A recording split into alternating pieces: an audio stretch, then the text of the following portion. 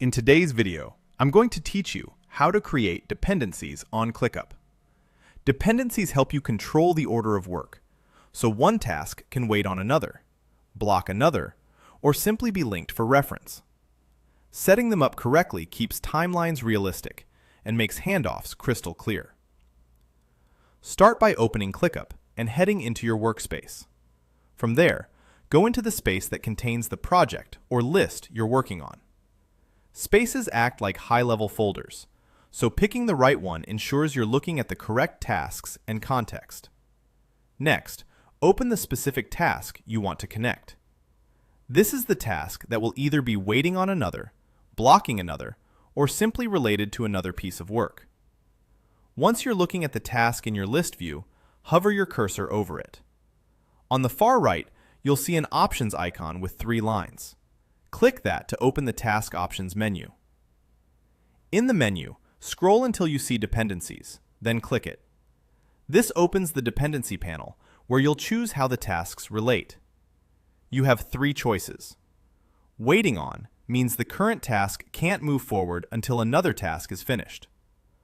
Blocking means this task is preventing another task from progressing. Linked simply connects 2 tasks without enforcing any order, which is useful for references or shared context. For this walkthrough, we'll choose Waiting On, but pick the option that matches your workflow. A search field or list of tasks will appear. Find the task you want to connect to. This is the one your current task depends on, is blocking, or is linking to. Use the search bar to narrow results by task title if your lists are long. When you see the correct task, click it to select. This confirms the relationship and adds the dependency to your current task. After adding it, you'll see a broader task view with helpful details like due dates, sprint points, checklists, and more.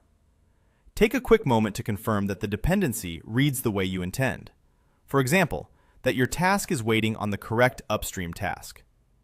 If you need to adjust, you can return to the Dependencies option and change or remove the link. That's it.